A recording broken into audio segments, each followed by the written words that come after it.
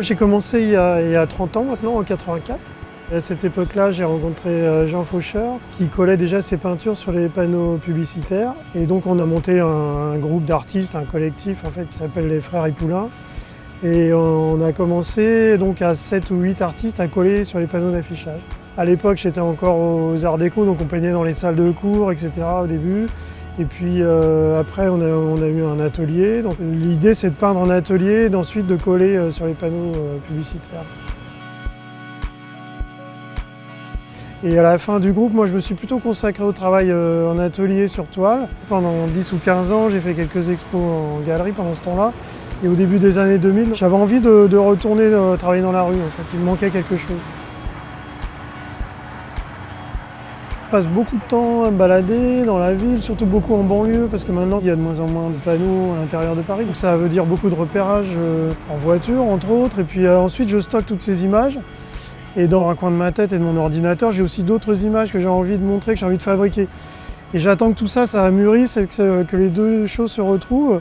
Et quand j'ai l'impression que ça fonctionne parfaitement, que ça me satisfait, je passe à la fabrication.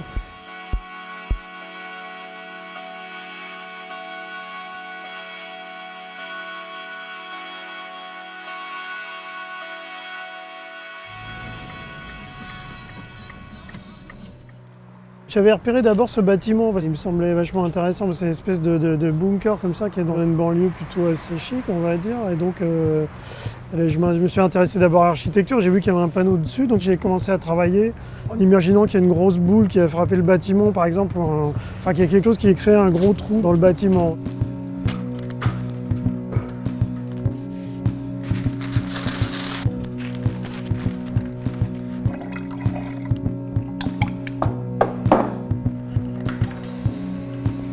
Quand j'ai recommencé à faire des collages, au début, j'utilisais à peu près le même principe. C'est-à-dire que je collais un travail sans vraiment penser à l'endroit où j'allais le mettre avant. Et puis en prenant les photos tout simplement et en étant tout seul, je me suis rendu compte que c'était ce qui était le plus intéressant finalement de travailler avec l'espace urbain. Parce qu'en fait, l'affiche que je produis, elle va s'intégrer uniquement à un endroit, à un moment précis. Et après cet endroit, il va retrouver une certaine forme d'anonymat, on va dire. Il va retrouver son fonctionnement classique, avec ce qui se passe dans la rue, l'affiche qui raconte une histoire qui vend un produit, etc.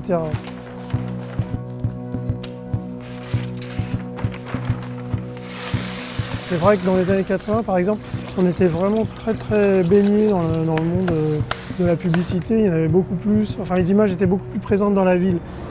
Donc c'est vrai que ça nous a sûrement beaucoup influencé, mais mon travail, moi, c'est pas de décorer la ville non plus, c'est plutôt de créer un petit instant un petit peu différent, de retirer ce rapport du slogan et ce rapport marchand, mais pour y intégrer autre chose. Mais c'est pas pour revendiquer la disparition de la publicité, par exemple, dans l'espace urbain.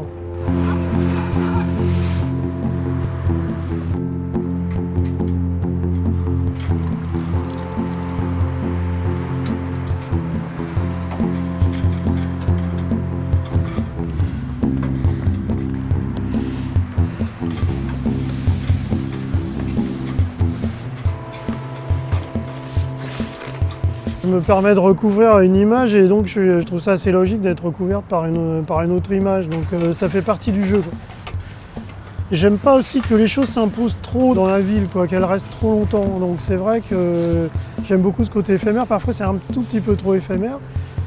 J'aimerais bien le montrer un peu plus aux gens, par exemple, pour qu'ils le voient vraiment en situation. Il y a beaucoup de gens qui le voient uniquement en photo.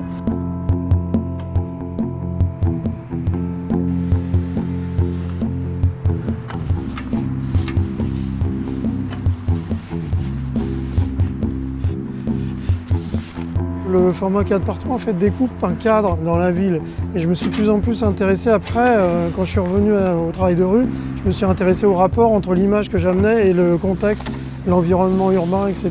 Je me suis aussi beaucoup intéressé à la prise de vue. Après je me suis rendu compte que la prise de vue on cadre et le 4x3 cadre aussi d'une certaine manière. Donc après j'ai vraiment développé un travail de photo par rapport à mes installations.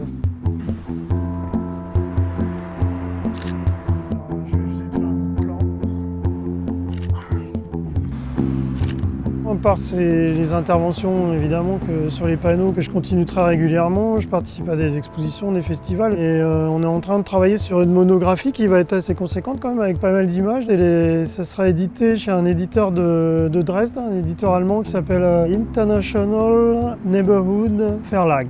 C'est en cours de route et ça va réunir pratiquement tout mon travail d'affichage et de collage depuis que j'ai commencé.